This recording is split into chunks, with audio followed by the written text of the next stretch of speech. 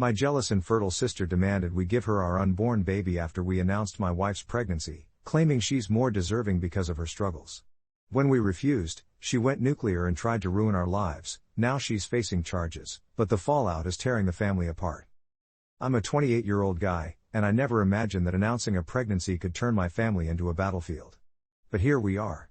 My wife, who I'll call Anna, is 27, and we've been together for 6 years, married for 3. We've always dreamed of having kids, but we took our time, built stable careers, bought a house, did the whole adulting thing.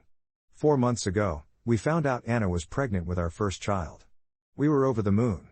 I'll never forget the day she showed me the positive test. I broke down in tears, hugging her so tightly. We decided to keep it under wraps until after the first trimester, just to be safe. Fast forward to last month. We had a family dinner at my parents' house. It was me, Anna, my parents, both in their 60s, my older sister Lisa, who's 30, and her husband Mark, 32. Lisa and Mark have been trying to have kids for years. They've gone through IVF twice, but both attempts failed. It's been incredibly tough on her, and we've all tried to be there for her. I've listened to her vent countless times, and Anna's even sent her care packages. We've done what we could. At this dinner, though, we felt it was the right time to share our news. Anna was glowing at 14 weeks, and we brought ultrasound pictures to show everyone. Here's how the announcement went down. We were all sitting around the table after dessert when I said, "Hey, guys, we have some exciting news. Anna and I are expecting. The baby's due in early spring." My parents jumped up, showering us with hugs. Mom was tearing up, and Dad slapped me on the back, grinning, "About time, son." Mark congratulated us too, seeming genuinely happy. But Lisa? Her face just froze. She stared at Anna's belly like it was a ticking bomb. Then she forced a smile and muttered, "Oh. Wow. Congrats." Her voice was flat, emotionless. She quickly excused herself to the bathroom. At first, we didn't think much of it. Infertility is a heavy burden, right? Maybe she just needed a moment to process. But when she returned, things got strange. She started firing off questions. "How far along are you? Any complications? Are you sure it's healthy?" Anna answered politely, but Lisa kept pushing, her tone growing sharper. Then she dropped a bombshell. "You know, I've been through so much with my treatments. It's not fair that some people just get pregnant like it's nothing." Anna shifted uncomfortably, and I tried to steer the conversation elsewhere, but Lisa wouldn't let up. "Maybe you could think about me? Like, if it's a girl, name her after me or something. Or, I don't know, share the experience?" We left soon after, and on the drive home, Anna turned to me and said, "Your sister was acting really off. Is she okay?" I texted Lisa later that night, "Hey, sorry if the news was hard. We love you and Mark." Her reply was cold, "It's fine. Just remember, not everyone is as lucky as you." Things spiraled from there. A week later, Lisa called me out of nowhere. "I need to talk to you about the baby," she said. I was at work, so I stepped outside. She launched into a rant. "I've been thinking. Anna doesn't even want kids that badly. She told me once she was scared of labor. And you? You're always working. I deserve a baby more. I've suffered for it. You should let me adopt it." I was stunned. "What? Lisa, no. This is our child. We're not giving it away." She started crying, pleading, "But it's not fair. God gave you this by mistake. It should be mine. Please, brother, think about it. Mark and I would be amazing parents."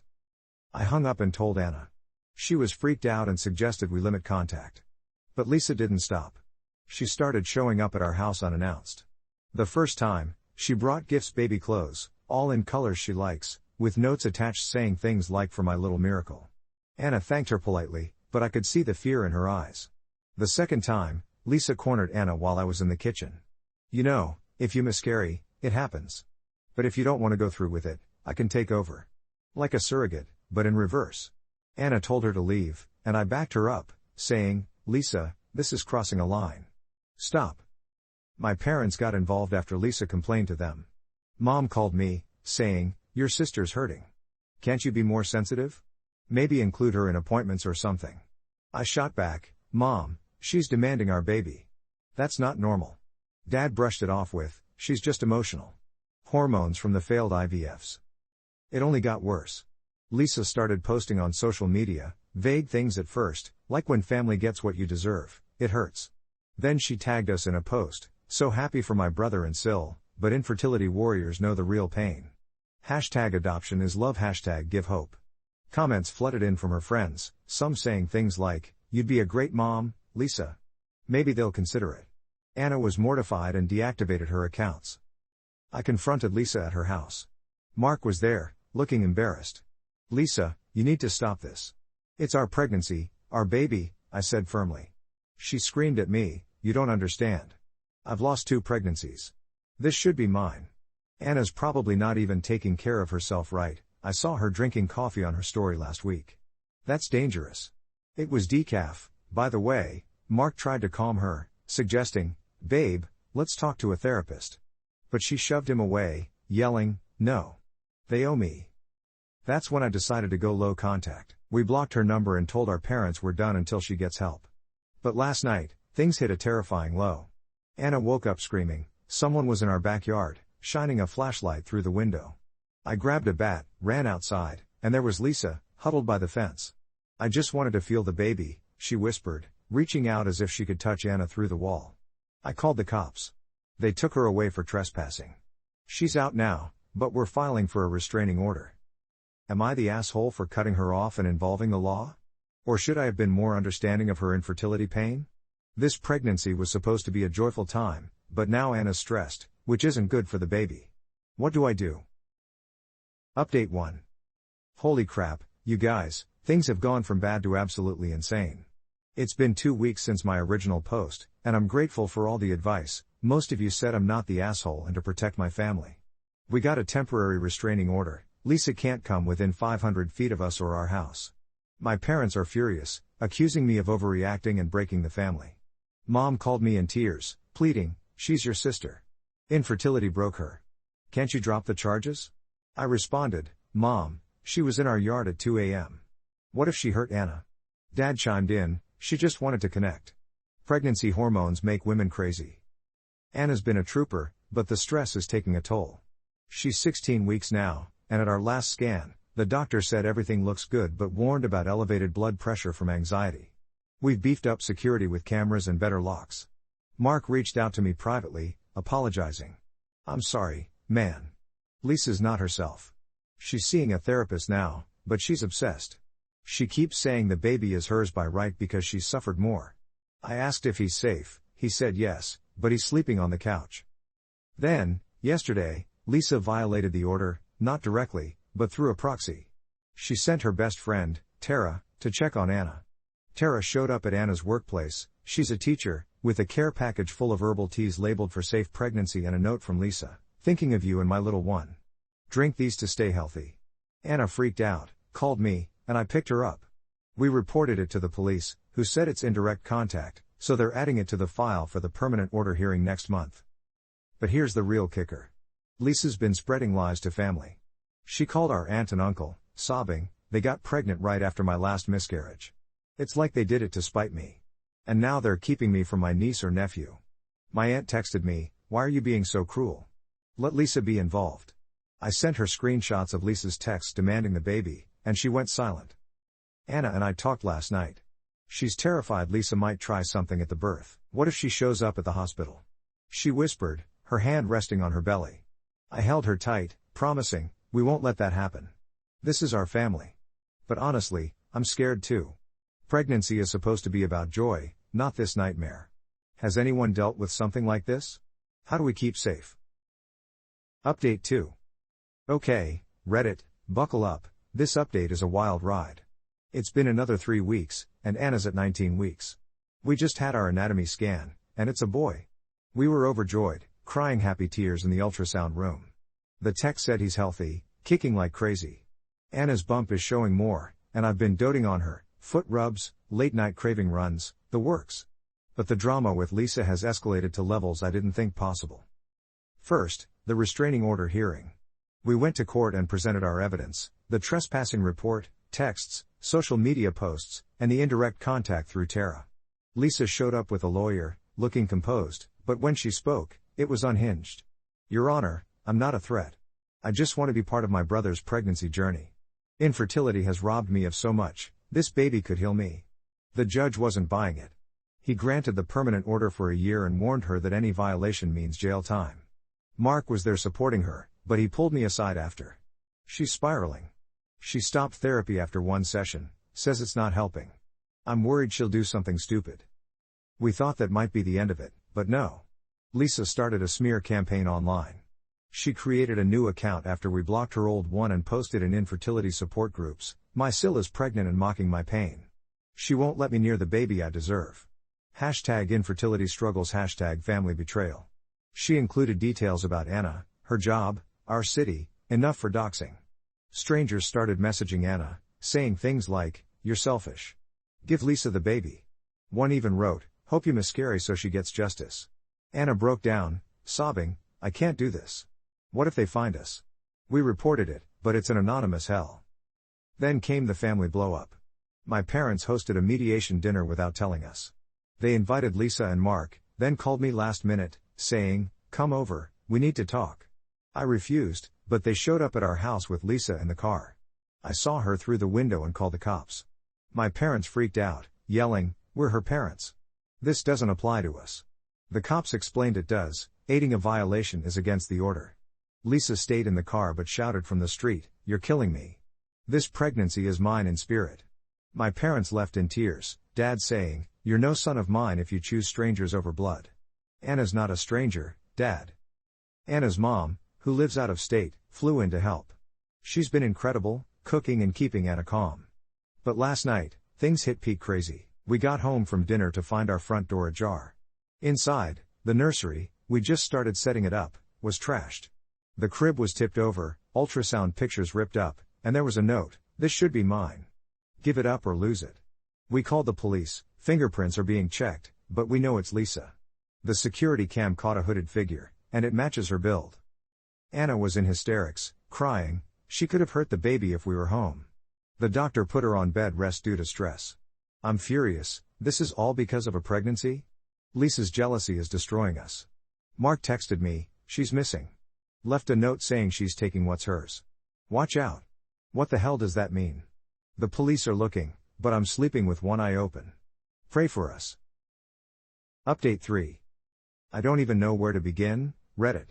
It's been 10 days since the break-in, and Anna's at 20 weeks now. Bed rest is helping her physically, but mentally, we're both wrecks. Our baby boy is still kicking strong, we feel him moving all the time, which is our only bright spot. Anna's mom is staying with us, thank God, acting as a buffer. The police confirmed it was Lisa.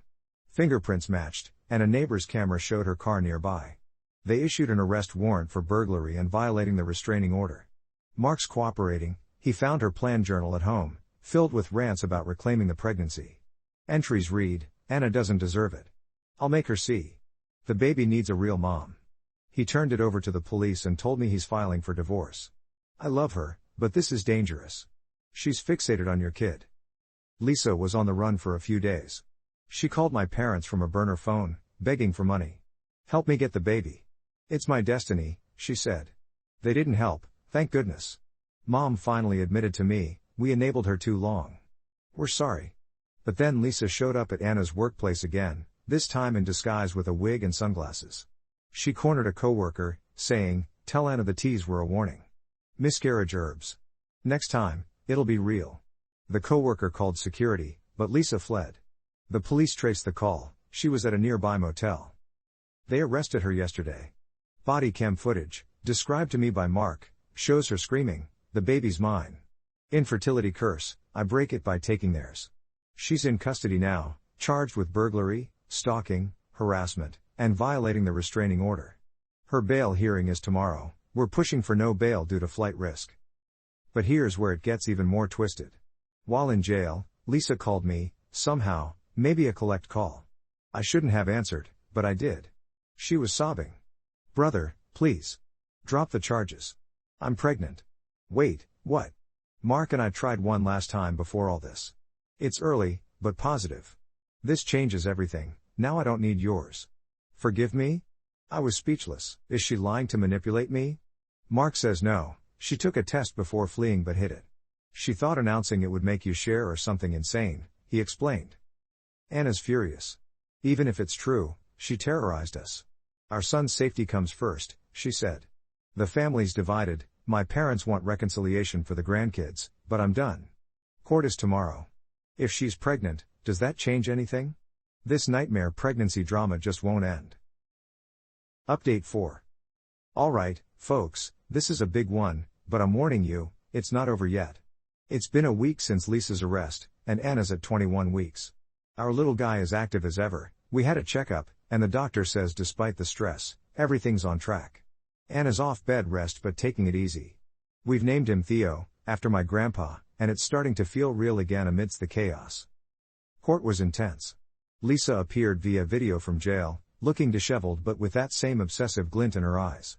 Her lawyer argued for bail, citing her new pregnancy as proof she's no longer a threat. They presented a doctor's note confirming she's about 5 weeks along, apparently from a secret last-ditch IVF attempt. Mark confirmed it, saying, "We did it secretly." She was hopeful. But then she flipped out over our announcement anyway. Our side presented everything, the journal, threats, and break-in. I testified, "Your Honor, she broke into our home and threatened my wife's pregnancy. Now she claims she's pregnant and it's all good? She's manipulated everyone." Anna spoke too, her voice shaking. "I fear for my baby's life. She said she'd make me miscarry." The judge denied bail, stating, "You're a danger, ma'am. Remain in custody until trial." Lisa lost it, screaming, "But my baby. I need to nurture it. Theirs was a sign, now mine's here." They muted her. Post-hearing, drama exploded. My parents visited Lisa in jail and came to us begging. "She's carrying your niece or nephew. Drop the charges so she can have a healthy pregnancy," they pleaded. I snapped, "She endangered mine." "No," Mom cried, "family forgives. Think of the babies growing up together." Dad added, "Mark's leaving her, she'll be a single mom in prison?" "Mark is divorcing her," he told me, "I can't raise a kid with someone who stalks family." Then, the plot twist, Lisa's been contacting me through her lawyer. Not directly, but with messages like, "Tell Anna congrats on the boy. Mine's a girl, perfect pair. We can co-parent." She's delusional. We ignored it, but last night, Anna got an anonymous package, baby girl clothes with a note, "For my daughter. Share Theo with me." Postmarked from jail? The police are investigating, it was probably sent by a friend. Anna's breaking down. "How does this end? She's in jail but still reaching us," she said. "I'm hiring a private investigator to trace any accomplices. The trial's in 2 months, if convicted, she could get 2 to 5 years, but with her pregnancy, maybe house arrest?" Mark says she's refusing prenatal care in jail to protest, which is terrifying. And now, the cliffhanger, this morning, Anna woke up with cramps. Not severe, but enough to scare us. The doctor says it could be stress-induced Braxton Hicks, but we're monitoring. As I'm typing this in the waiting room, my phone buzzes, an unknown number. I answer, and it's Lisa's voice, whispering, "I know about the cramps. It's a sign. Give in, or it gets worse." How the hell did she call? The police are on it, but what if she's got someone inside helping her? Is our baby in real danger? I need advice, fast. To be continued? God, I hope not. But this pregnancy hell is far from over. Update 5. Reddit, I can't believe I'm back with another update, but this situation just keeps escalating. It's been 4 days since that terrifying call from Lisa in the waiting room, and Anna's at 22 weeks now. The cramps turned out to be Braxton Hicks, as the doctor suspected, stress-related, but the baby's fine. Theo's heartbeat is strong, and Anna's trying to stay positive, but we're both on edge. Her mom's still here, bless her, making sure Anna rests and eats right. I've taken time off work to be home full-time, there's no way I'm leaving them alone. First off, the police traced that call. Turns out Lisa bribed a correctional officer with promises of baby gifts or some nonsense. The officer's been suspended, and Lisa's facing additional charges for that stunt. When confronted, she played the pregnancy card hard. "I'm hormonal. Carrying a child makes you do crazy things. Anna would understand if she was a real mom," she said. Bullshit. The judge revoked her phone privileges entirely, but not before she got one last message out through her lawyer: "The cramps are just the beginning. Fate wants me to have both babies." Anna read it and burst into tears. "She's cursing us or something. What if it's true?" She sobbed. Mark's been a godsend through this. He visited us, with permission, since he's not restricted, and broke down.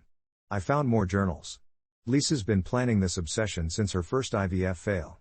She wrote about transferring pregnancies, like some twisted magic.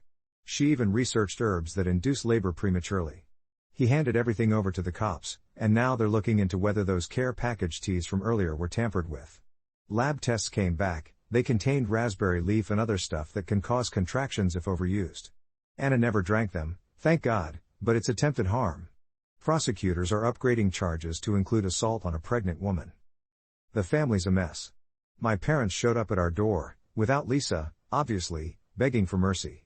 Mom was hysterical. She's pregnant too. Jail will hurt the baby. Can't you see she's sick? Postpartum or whatever, no, prepartum hormones. Dad added, drop it for the sake of family.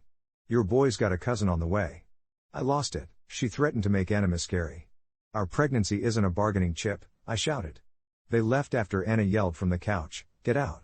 Your daughter's a monster, and you're enabling her. Haven't heard from them since, but aunts and uncles are blowing up my phone with guilt trips. Infertility broke her brain. Forgive for the babies, they say. Anna's been having nightmares about Lisa stealing Theo in the delivery room. Last night, she woke up sobbing.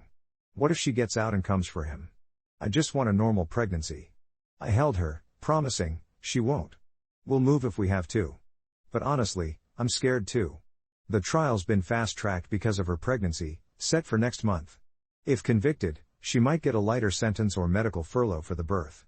Mark says she's telling everyone in jail she's having twins or some delusion to tie it back to us. The silver lining? Our community has rallied around us. Anna's co-workers set up a meal train, and neighbors are watching the house. We even started a baby registry, trying to focus on the joy. But as I'm writing this, Mark just texted, Lisa's water broke early. She's in labor right now, complications from stress. Doctors say the baby's in distress. Is this karma? Or just more drama? Anna's reaction, I feel bad for the innocent baby, but not her. Me too. What's next? Final update. Well, Reddit, this is it, the end of the line, or at least I hope so. It's been 3 weeks since update 5, and Anna's at 25 weeks. Theo's growing like a weed, we had another scan, and he's perfect, measuring ahead, even. Anna's blood pressure is down, and she's finally sleeping better. We've been doing virtual birthing classes, picking out onesies, and trying to reclaim the pregnancy magic. Her mom went home but not before hugging me tight. You're a good dad already. Protect my girl and grandson, she said.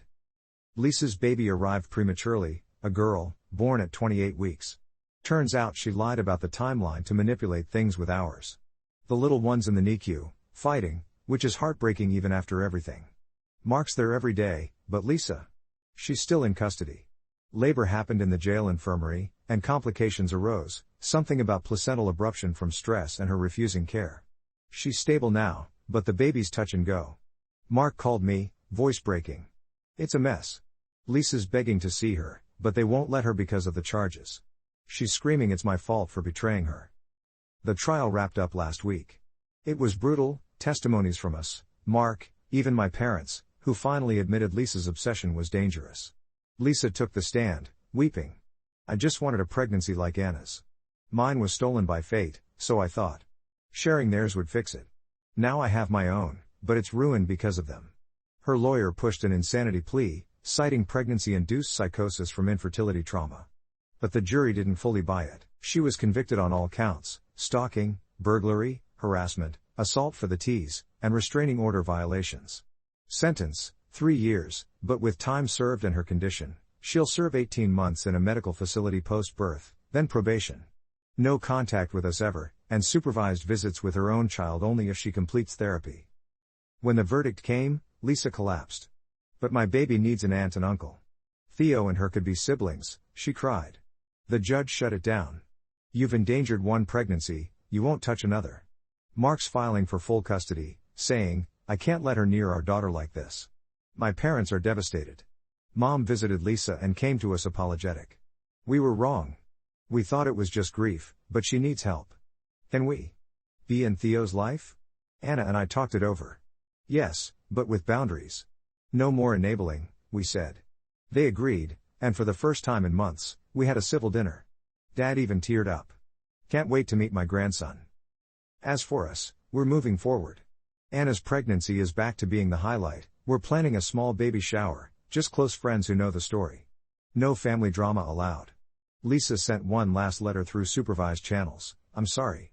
Hormones made me crazy. Congrats on your boy. We burned it. Mark updates us on the niece, she's improving, which we're relieved about.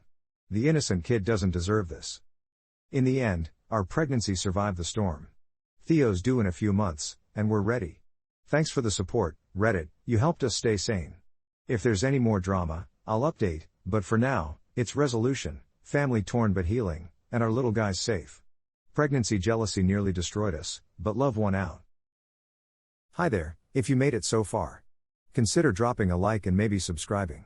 Thanks. And have a nice one.